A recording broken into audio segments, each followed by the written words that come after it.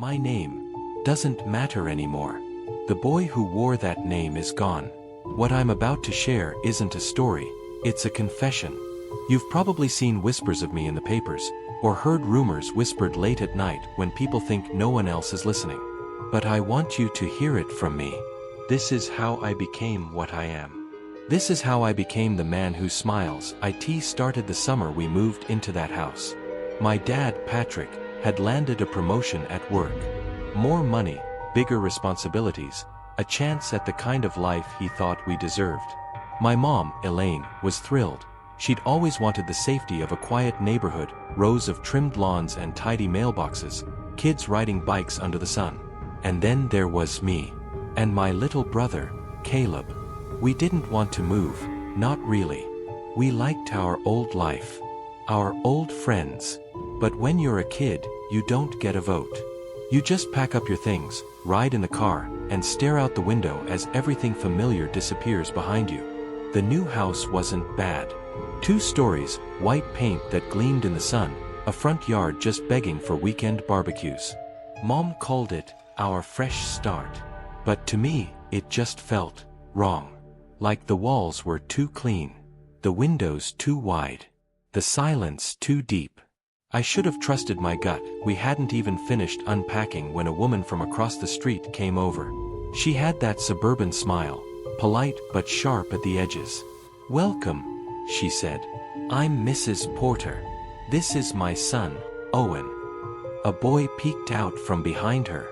Brown hair, nervous eyes. He gave a tiny wave, then vanished back into his yard like a rabbit diving into its burrow. Mom introduced us. Patrick, Elaine, Caleb, and me. Mrs. Porter invited us to Owen's birthday party later that week. Caleb's face lit up. He loved meeting new people. Me, not so much.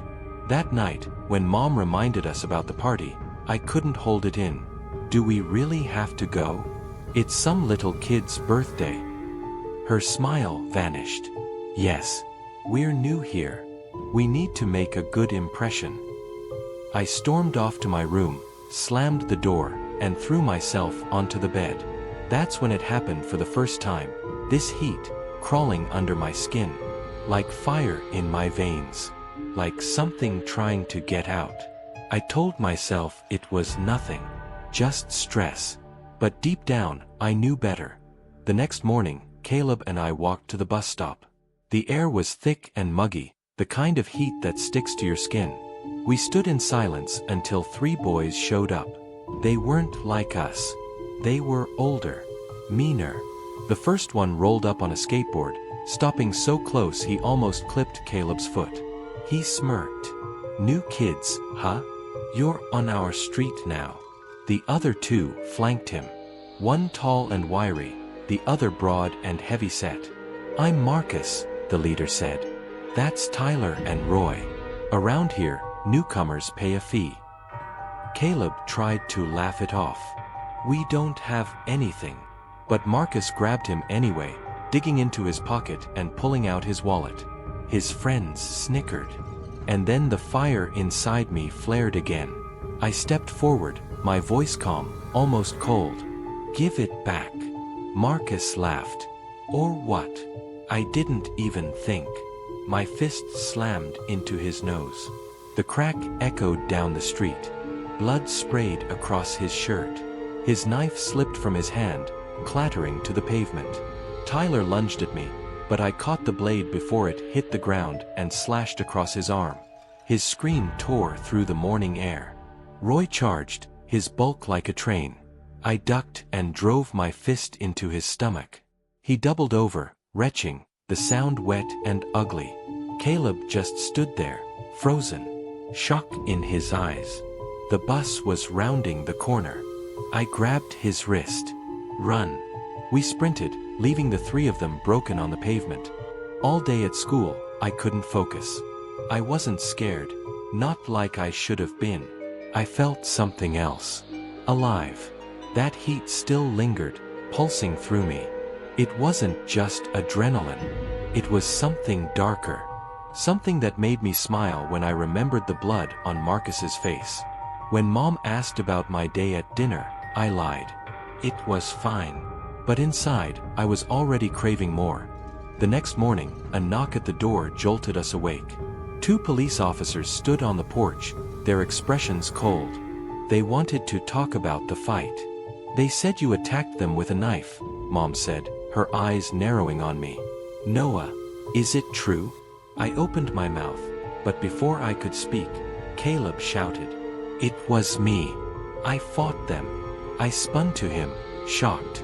He rolled up his sleeves, revealing bruises he'd given himself, raw and ugly. The officers exchanged a glance. One of them reached for his cuffs.